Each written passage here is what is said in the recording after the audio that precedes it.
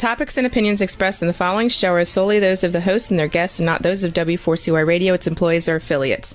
We make no recommendations or endorsements for radio show programs, services, or products mentioned on air or on our web. No liability, explicit or implied, shall be extended to W4CY Radio or its employees or affiliates. Any questions or comments should be directed to those show hosts. Thank you for choosing W4CY Radio.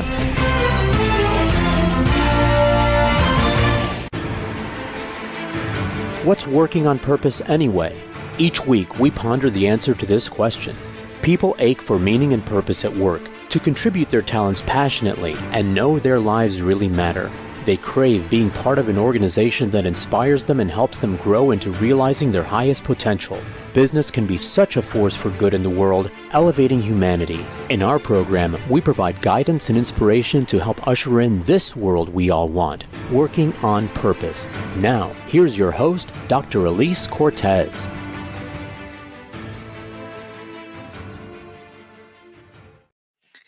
Welcome back to the Working on Purpose program. Thanks for tuning in again this week. Great to have you. This program has been on air since February of 2015. It is a pride and joy for me. I'm your host, Dr. Elise Cortez, joining you live from Dallas.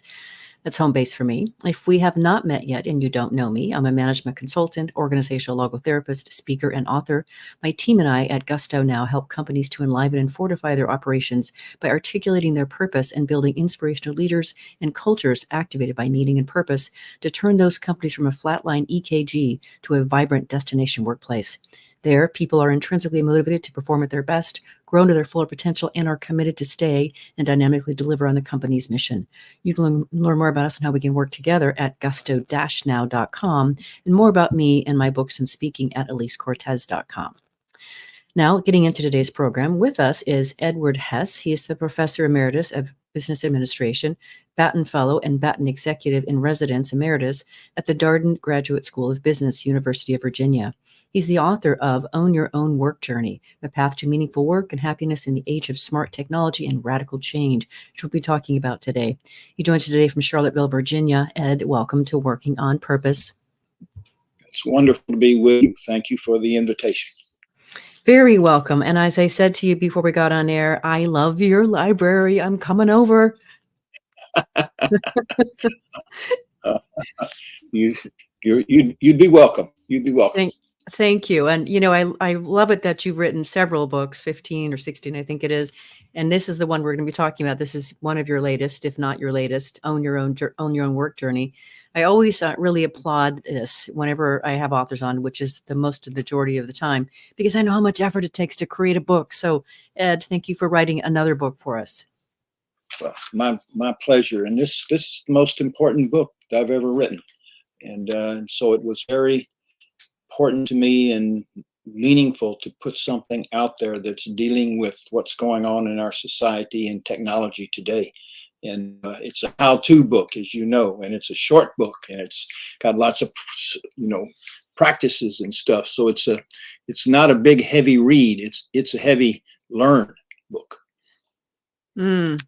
You know, I can't let that phrase go that you just dangled out there. This is your most important book. And you said a couple of things in context, but let's take that home, Ed. Why is this your most important book? You've written 16, is it? 15. 15. Why is it my supposed book? Because we as a country are in a technology race.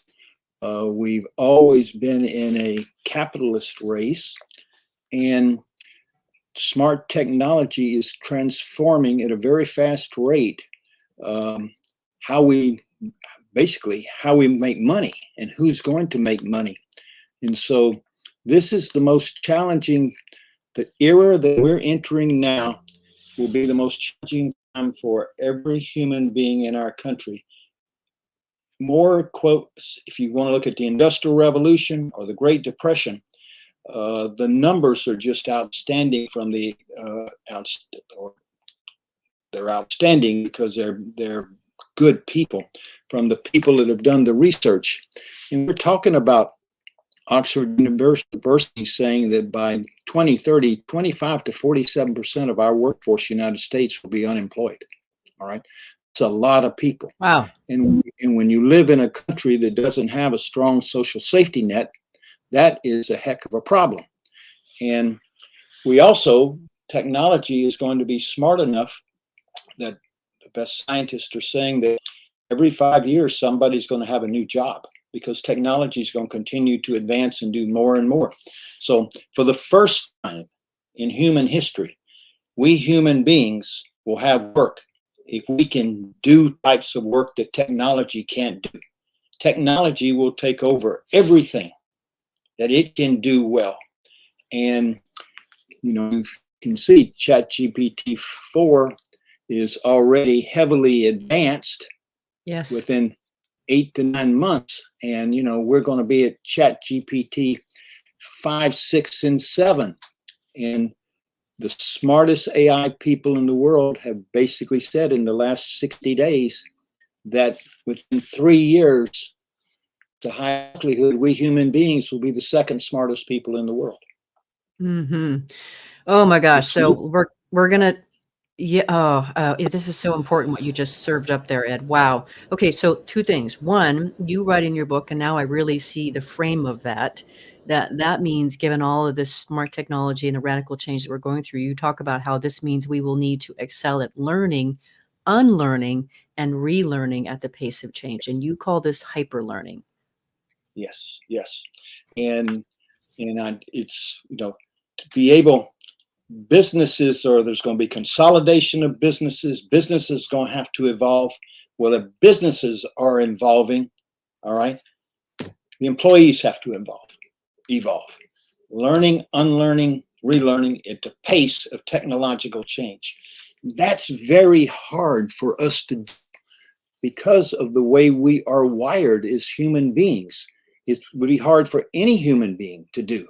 But the fact is, technology is going to force us to rewire ourselves to basically embrace the reality that we have to be constantly learning at a pace. And in order to do that, we do take ownership of what's going on inside of our body. We have to learn how to take ownership of our ego, our mind, our body, our emotions, our words, our behaviors, how we listen, how we think, and how we build caring, trusting relationships with other human beings. Mm-hmm. And the reality is that there's only going to be a certain type of jobs that we humans are going to be needed to do. There's really only going to be 3 types of jobs. Yeah, that's where I wanted to go next, please. Yes. Thinking in ways that smart technology can't think. Critical thinking, innovative thinking, going into the unknown and figuring things out, making moral judgments, okay?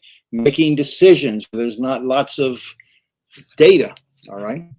The second, excelling at building caring, trusting, emotional, positive relationships with other human beings. In reality, that is going to be the key differentiator between human beings and technology, the emotional side, all right? Yes. Yes. And the third is excelling at doing trade jobs that require lots of human dexterity, moving around, moving your arms, climbing up something, climbing down, drilling, and making iterative diagnosis of what's the problem. We don't know what the problem is. What is it? And then iterative trial approaches to solving the problem. If you can do one of those skills, and it's ultimately going to come down to emotional skills, going to be mission critical, then you have a chance of basically being employed and staying employed. The problem is the science is clear. We human beings are not wired to be highly adaptive learners or hyper learners, all right? We are not wired that way, all right? Our brain is wired to go out in the world, my brain, your brain, to seek confirmation of what we believe, affirmation of our ego, which is our story about who we are, right, and cohesiveness of how our stories work. And the fact is that we are going to have to learn how to overcome and rewire ourselves so we are highly adaptive learners. Learn, unlearn, and relearn at the pace of change. That can be done, all right? It takes hard work. It takes time. It takes commitment. But all of the ways of doing that are based in science and based in the great philosophies and the great religions. Some of the practices that people have to adopt are thousands of years old. Mm. Come How from the ironic, great. yes? Say It's again? pretty ironic. It's rather ironic. Yes, it's sort of ironic that technology is taking us up here, and what has to happen is that we have to basically, like in a plane, we have to fly up and go side by side with the technology, and that uplift, all right, the uplift, the model for the uplift, the values, the behaviors, and how you do it comes from the 7 great religions and the Eastern and Western philosophies. And it's never really been adopted a lot in the United States because of our culture. And, we're a very competitive culture. And so all of a sudden, we human beings have got to basically become more human with each other. That is, it's stunningly beautiful the way that you articulated that, Ed. And it's both horribly inspiring and obviously also very scary. So one of the things that you say in the book, and I completely agree with that, is you talk about that most people are not well equipped to be able to do this work in order to be able to positively relate to other people. And you go on to say specifically that few people have learned how to manage their emotions and how to generate positive emotions and how to manage the negative emotions. So it's one thing to be in touch with your emotions. It's quite another to be able to manage your emotions, especially the negative ones, and generate positive emotions. And you put forth that as being quite a distinguishing quality for people. A necessary one to learn, I should say. Yes, a very necessary one to learn, because if we go back to the real thing that's going to differentiate us from the technology is building caring, trusting, positive emotional relationship with other human beings. All right. And so what is that?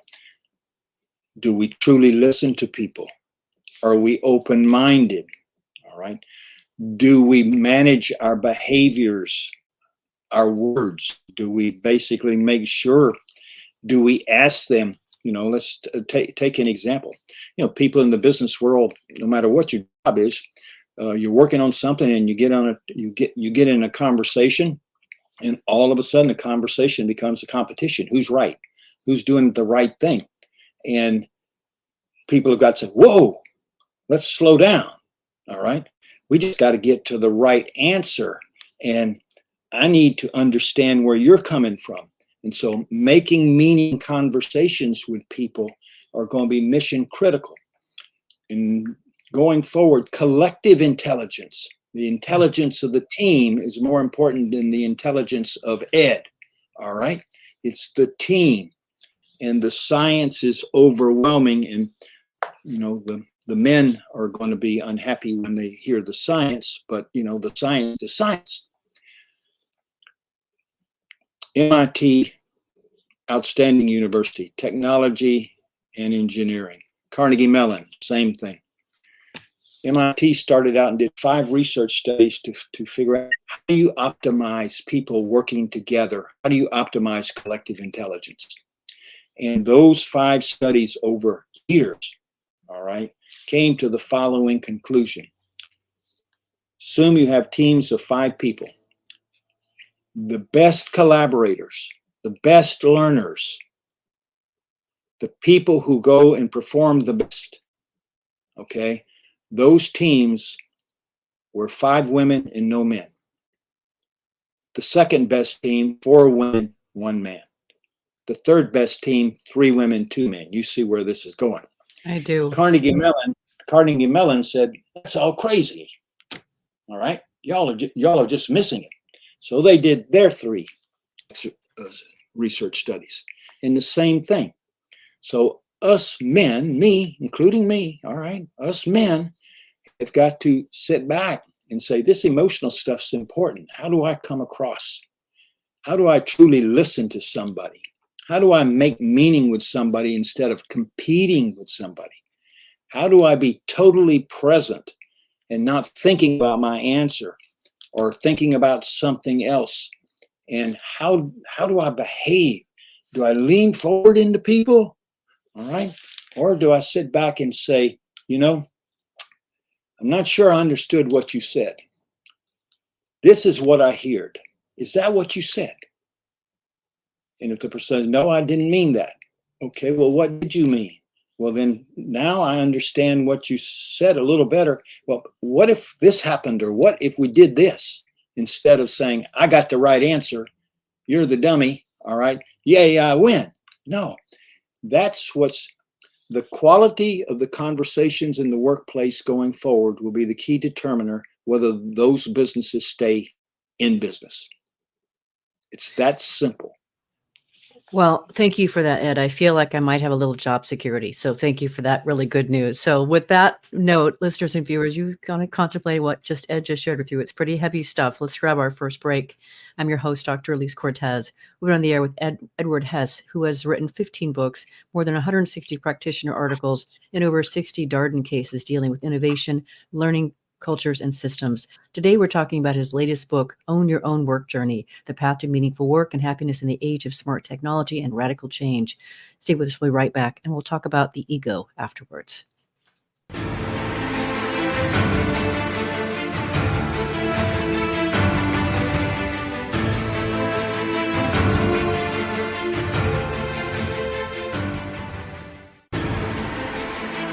Dr. Elise Cortez is a management consultant specializing in meaning and purpose, an inspirational speaker and author. She helps companies visioneer for greater purpose among stakeholders and develop purpose-inspired leadership and meaning-infused cultures that elevate fulfillment, performance, and commitment within the workforce. To learn more or to invite Elise to speak to your organization, please visit her at elisecortez.com. Let's talk about how to get your employees working on purpose.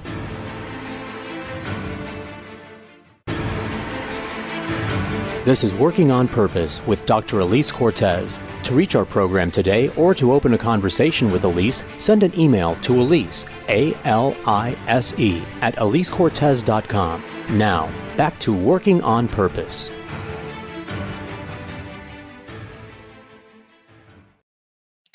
Interesting with us, and welcome back to Working on Purpose. I'm your host, Dr. Elise Cortez. As I, too, am dedicated to helping create a world where people realize their potential at work and are led by inspirational leaders that help them find and contribute their greatness, and we do business that betters the world, I continue to write my own books. So the last one that came out in March of 2023 is called The Great Revitalization, How Activating Meaning and Purpose Can Radically Enliven Your Business. And I wrote it to help leaders understand what today's workforce really wants, which is around meaning, purpose, connection. And then it offers about 22 best practices to help equip and guide them to create that leadership and culture. You can learn more about my books at elisecortez.com and get them on Amazon as well. If you are just joining the program, my guest is Ed Hess, and we're talking about his latest book, Own Your Own Work Journey, The Path to Meaningful Work and Happiness in the Age of Smart Technology and Radical Change. So one of the things I didn't tell you, but many of my listeners who've been listening for a while know, is that the show is curated. So what I mean by that is that I generally only talk about topics that really advance the conversation we've already had. So I don't tend to rehash unless there's a different perspective on that. So it's kind of hard to do after almost 9 years. But one of the things that is really interesting to me about your work, Ed, is how you talk about the importance of having a quiet ego. I do not believe I've ever run across this before. So I would love for you to first talk a little bit about what is a quiet ego, and then we'll get into why it's beneficial to try to actually attain it. What is a quiet ego? A quiet ego is a person being able to create a story about themselves that is not just about themselves and not just about themselves being the best, a winner, or being right. And a quiet ego enables a person to go out in the world with an open mind so you can learn better, all right? The research is basically states we go out in the world to affirm what we think is right.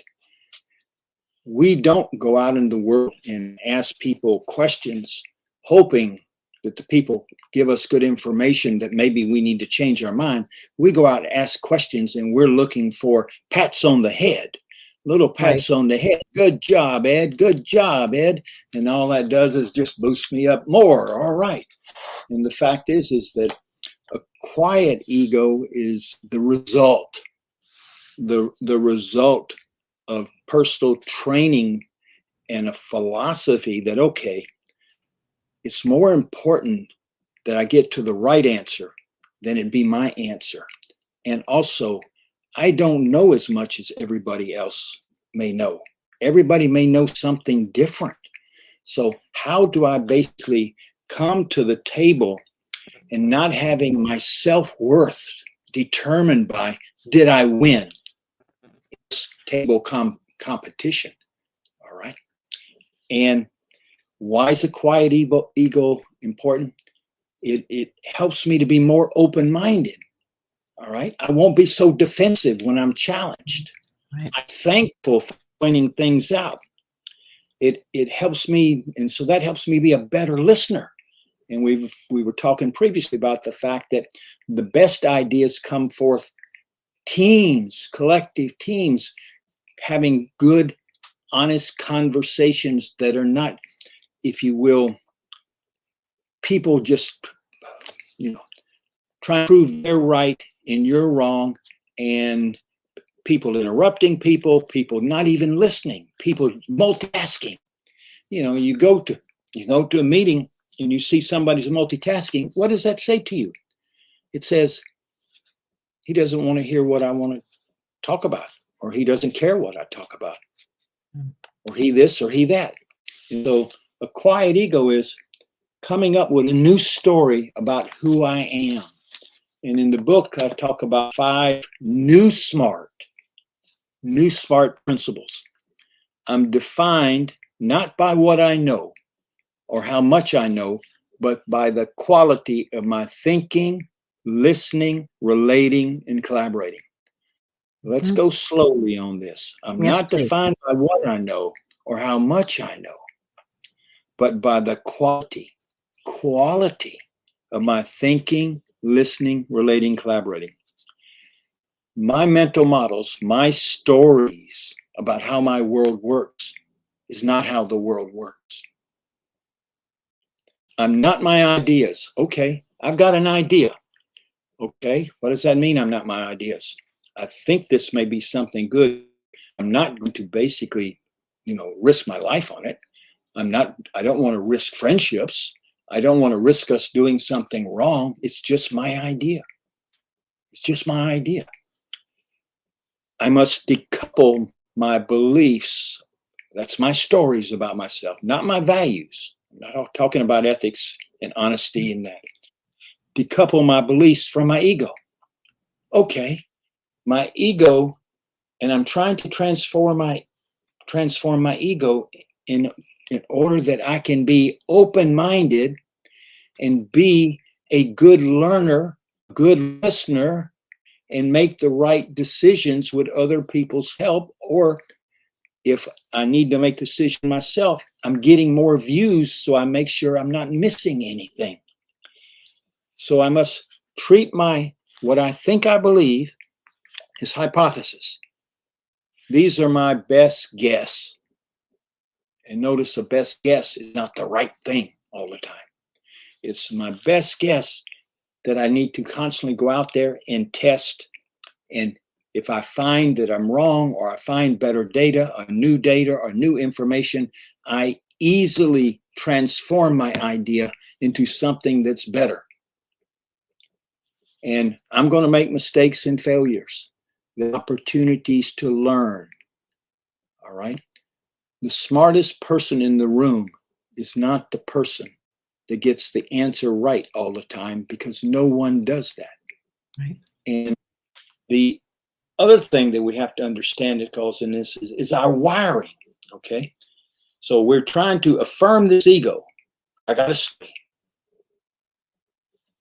To feel good about myself under, the old ego, to feel good about myself, I got to win.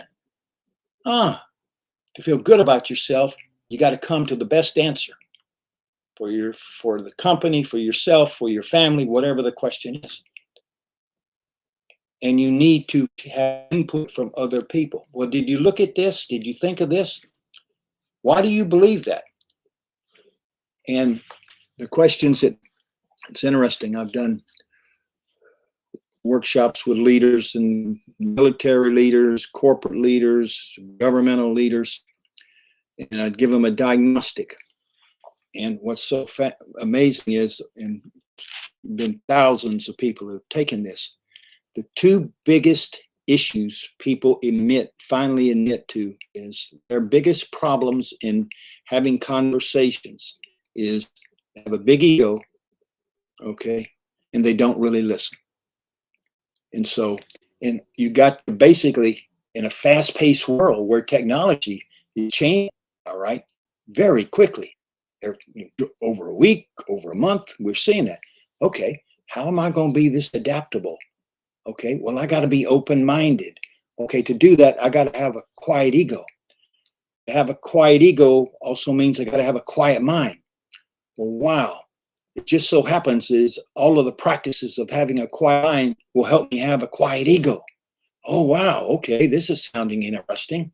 And then it goes from there. And, you know, in psychology, a quiet ego means have an accurate view of your abilities and achievements, being able to acknowledge your mistakes. I made a mistake. I was wrong.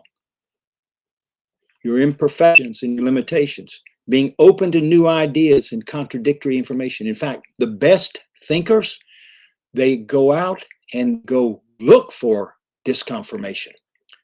Yes. You sit around the table and you say, what would make us wrong? Have we went and got that data or looked at it? No. Well, let's go out in the world and prove we're wrong. And we'll come back together in a week and let's see what we got. That's where you get to good thinking. That's where you get to good listening. That's where you get to being, if you will, new smart. All right. Because there's nothing wrong with being smart if you play the game right. All right. And that means having a quiet ego and the quiet mind, which allows you to relate to people. So that's and everybody makes mistakes, but everybody wants to hide from them. Yeah. Very few people in meetings apologize when they say something wrong to somebody that offends somebody. They just assume, oh, let them tough it out. All right. No, you're dealing with human beings. Okay. And one of the best practices that I've seen and that people have used is when you're in a conversation with somebody, and they say, okay, that's what I think. Before you say, well, here's what I think, you ask a question. This is what I heard. Is that what you meant? Then you can say what you want. Or, I'm not sure I understood you.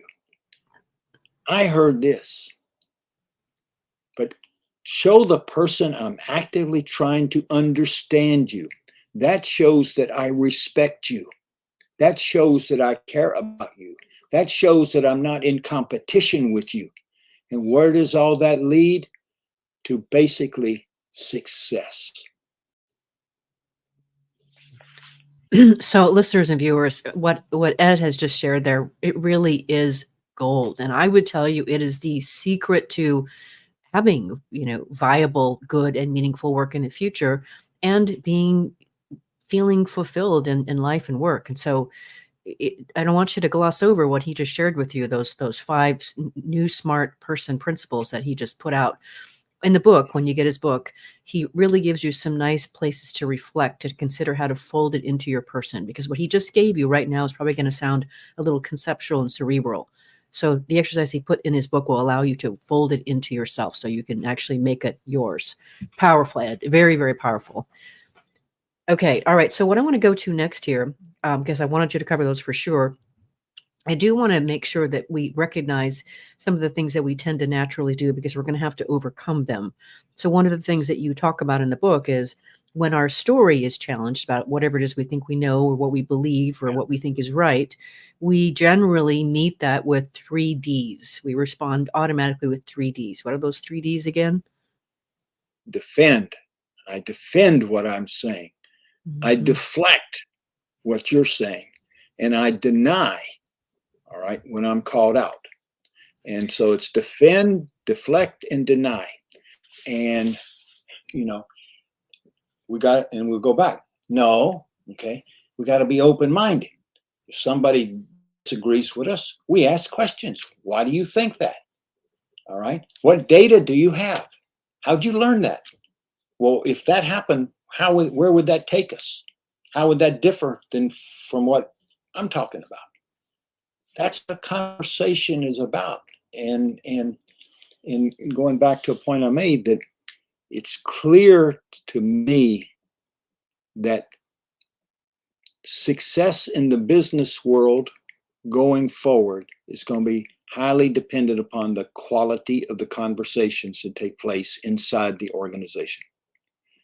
And so this is also what we're talking about, because the speed at which everything is happening and changing is not going to basically slow down. It's going to increase. And so we have to be prepared. If we think about it, AI, smart technology, is going to transform how we work and how we live. End of question. And that transformation requires people taking ownership of that, and the transformation to becoming a highly adaptive learner or a hyper learner is what we're talking about here with the practices. This is not going to be, I'm 10 years to retirement or 20 years to retirement. I can get through doing what I'm doing. Okay. I mean, it's pretty clear the pace at what the technology is going. I mean, I'm sure lots of the people are into the technology.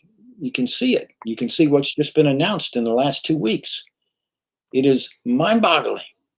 Yes. Mind-boggling what's going to be, in your iPhone. Mind-boggling on how you're going to be able to have smart technology do parts of your work.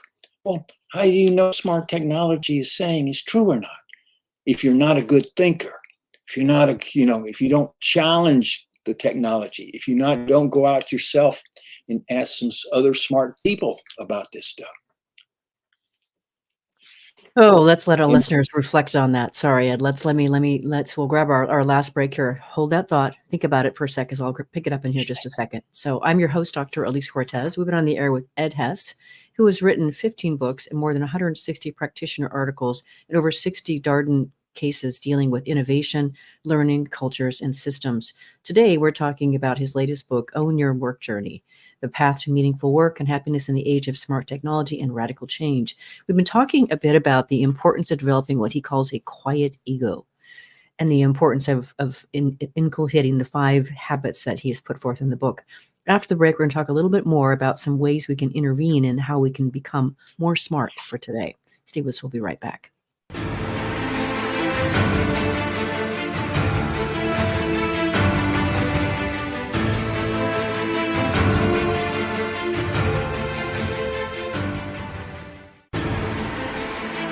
Dr. Elise Cortez is a management consultant specializing in meaning and purpose, an inspirational speaker and author. She helps companies visioneer for greater purpose among stakeholders and develop purpose-inspired leadership and meaning-infused cultures that elevate fulfillment, performance, and commitment within the workforce. To learn more or to invite Elise to speak to your organization, please visit her at elisecortez.com. Let's talk about how to get your employees working on purpose.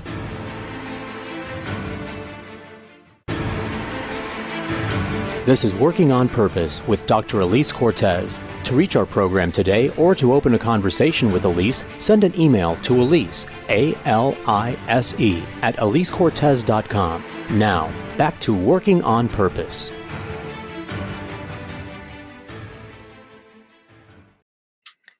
Thanks for staying with us, and welcome back to Working on Purpose. I'm your host, Dr. Elise Cortez. I mentioned in the last break that I put my last book out in March of 2023 called The Great Revitalization. What I did to accompany that and to help you along your journey is I created a 3-page assessment for you to be able to see the extent to which your organization is meeting the standards of today's discerning workforce. You can find it at gusto-now or elisecortez.com. If you are just joining the program, my guest is Edward Hess, and we're talking about his latest book, Own Your Own Work Journey, The Path to Meaningful Work and Happiness in the Age of Smart Technology and Radical Change. So before we get into some of these ways we can intervene to become more smart for today, I do want to situate a little bit more deeply because I think it really bears repeating. You also talk about really the work of psychologist June Price Tangy, and she talks about the psychological attributes of humility. So we've been talking about a quiet ego. I think it also makes sense to supplement that with this idea of humility. Can you share a few of the things that you talk about in the book that come from her work that relate to attributes of humility? Yes. She's a great psychologist, and I admire her work. And she's come up with basically 5 attributes to define humility. And I'll just read through them because I want her words to be perfect for you. Having an accurate, parentheses, not over or underestimated view of one's abilities and achievements. So not to have this big ego mind that I'm the smartest one in the room. I know everything. I'm smarter than everybody else. Be accurate about my abilities and achievements. Number 2, being able to acknowledge one's mistakes, imperfections, gaps in knowledge, and limitations. Oh my goodness. And that's like number 2. That's one of the hardest things for people to do. All right. I mean, think about it in your last conversations with people at work. When's the last time someone said, I made a mistake? Yeah. Okay. I made a mistake. Think about, not only it takes courage, but it sends a huge message that, wait a minute, just because I made a mistake doesn't mean I can't learn. Doesn't mean that I can figure out what to do. That allows me to be open to new ideas, to contradictory information and advice. Her 4th statement, keep my abilities and accomplishments in perspective. There's the big ego she's talking about.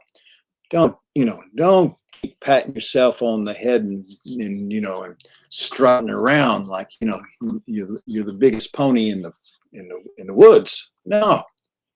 I mean, keep your abilities in perspective. Sometimes you get lucky. Sometimes you're unlucky. So you don't beat yourself up all the time. You try to figure out what's going on. Have a little focus on self or a tendency to forget the self. And that's where the quiet ego comes into. That's where the mindfulness meditation comes into, to have the quiet mind.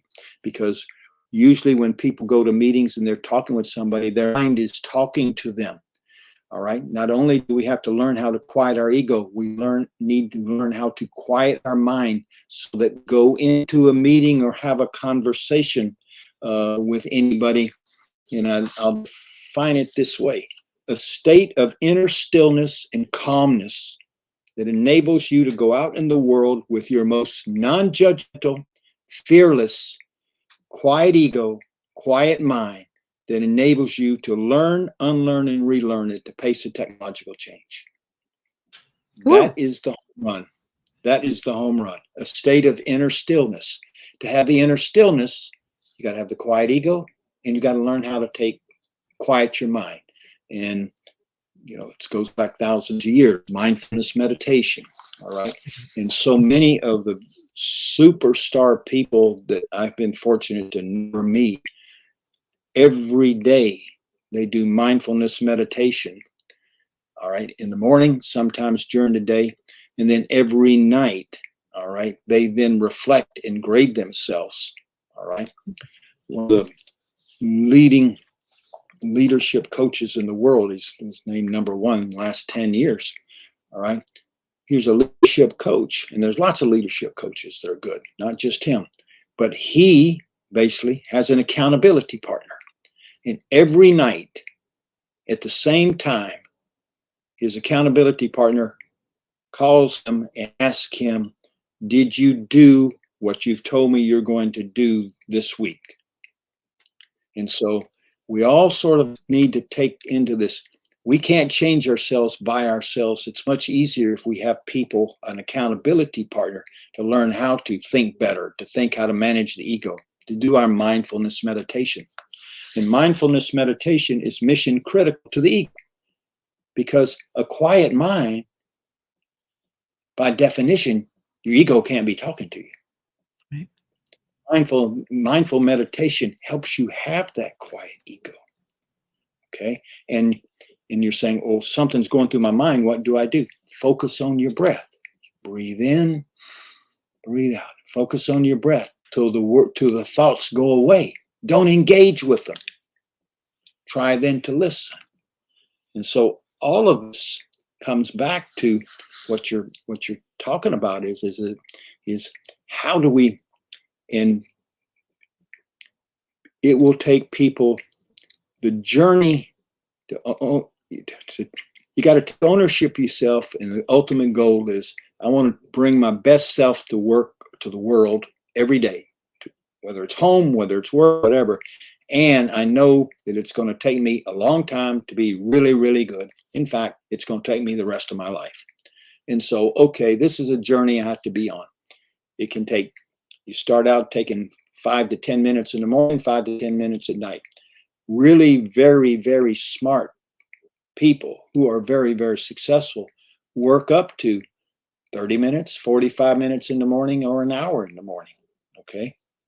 I know many people who are leaders in the world who meditate an hour in the morning and an hour at night.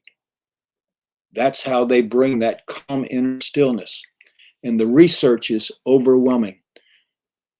The highest level of human thinking occurs when the human being is totally still and calm. It comes from the Santa Fe Institute. It's lots of research. That's how the big idea happens. And so we're talking about practices that are proven, that people will help people be on this new journey of, okay, how do I basically take all this stuff in and you know, and think about it and change? And, you know, it's like I got to constantly be changing. No, you know, it was the old way of working was pretty good. Well, sorry about it. The old way's gone. Right. Wake up time. Time Wake to move up on. time. Mm-hmm. Yeah. The other thing that you mentioned in her book that she wrote about that I want to just sort of give a little bit more attention to. I think you mentioned it, but I wanted to take it deeper, and that was the what she says is about appreciating the value of all things and the many ways other people and things contribute to the world. This is so important, especially for a quiet ego, right? So to be able to, wouldn't it be amazing if you could just be gobsmacked by other people and the way they went about doing something instead of judging it and saying it was wrong? You're doing it wrong because you're not doing it the way that I would do it. How the world would be better right there. Yes, you are so correct, and thank you for calling that out. You are so correct, and that ability to be open, to listen, and to make meaning with others. And when somebody, you know, comes up with something very good like that, appreciating the value, all right, that brings in the need for having gratitude practices. All right. Absolutely. Offering gratitude to that person for, wow, I didn't know that, or I didn't see that. Thank you for helping me. Thank you for helping me. You got to have a quiet ego to say, thank you for helping me. All right. Mm-hmm. So you don't get to gratitude practices, which comes after mindfulness meditation practice. You don't get to gratitude practices if you're not already coming down with the ego, because the big ego person, you know, even if the ego person didn't know it, he says, oh, I would have thought of that. Yeah, that was just right in the back of my head. Okay. But you're so correct. Appreciating the value of all things and the many ways other people and things contribute to the world. Yeah. Yes, that is just, it's not just about me. It's not just about me. And I mean, as I look back on my life, I've been very fortunate. Okay. I mean, I call them angels. I've had 25 angels. You mentioned some of this in your book. It's so beautiful. Yeah, 25 angels, people that basically saw something in me or gave me opportunities where I wasn't really prepared for them. I've had 3 different careers in my life, totally different careers, because of other people. And so you are so in this appreciating the value of all things. And when you say something, if you will, gratitude practices, the biggest thinking void in our country is a lack of critical thinking. The biggest human challenge in our country is managing our emotions. Interesting. Yes. Being able to manage your emotions, and that means generate positive emotions and manage negative emotions, is mission critical. Well, generating positive emotions, we can learn how to generate positive emotions when have this feeling of ego or this feeling of I got to be right. And we can generate positive emotions, which will also calm us down. All right. It's not about me. It's about getting the right result.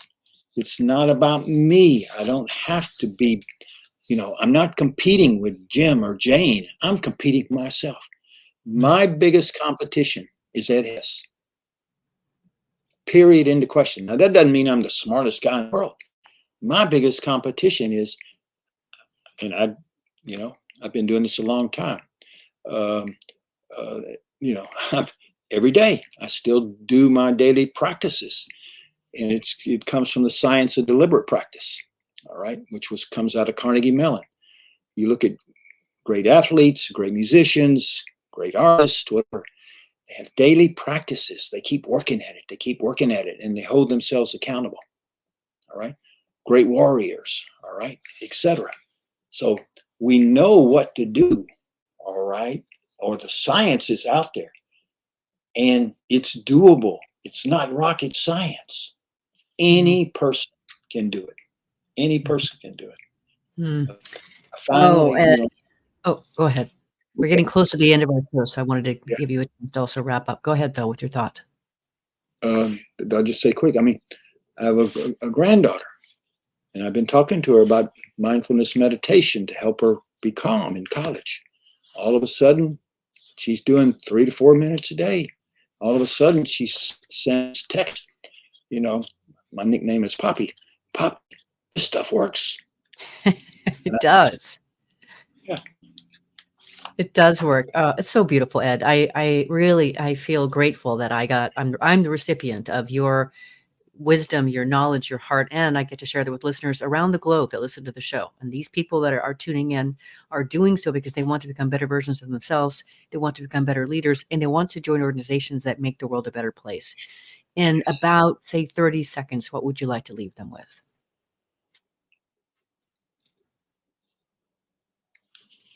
Effectuate those desires in practices, in use of tools, because that will increase your probability of being successful. And stay on that journey, because it is a great journey, and you'll never have any doubt about it as you're going forward. And don't leave anybody behind. All right. If there's somebody you can help, try and help. Beautiful, Ed. It's a delight to know you and have read your book and share it with listeners and viewers and have you here. So, and as I said to you, I have a tendency to find myself on the doorsteps of my guests, and then, it's time for dinner. So I'll see you then. Really enjoyed you. Listeners and viewers, if you want to learn more about Ed Hess, his teaching, his books, anything about him, start by going to ownyourworkjourney.com. Last week, if you missed the live show, you can always catch it via recorded podcast. We were on air with Talia Fox talking about her habit model she puts forth in her book called The Power of Conscious Connection: 4 Habits to Transform How You Live and Lead. She really helped us understand how learning these 4 basic habits elevates our ability to meaningfully connect and get the results we're seeking. Next week, we'll be on the air with Mike Lee talking about the work he does in his new book, New Rules for the Future of Leadership, how the bold and the driven can elevate engagement, win the war for talent, and create a culture of belonging. See you there. Remember that work is one of the best adventures and means of realizing our potential and making the impact we crave. So let's work on purpose. We hope you've enjoyed this week's program. Be sure to tune into Working on Purpose, featuring your host, Dr. Elise Cortez, each week on W4CY. Together, we'll create a world where business operates conscientiously, leadership inspires impassioned performance, and employees are fulfilled in work that provides the meaning and purpose they crave. See you there. Let's work on purpose.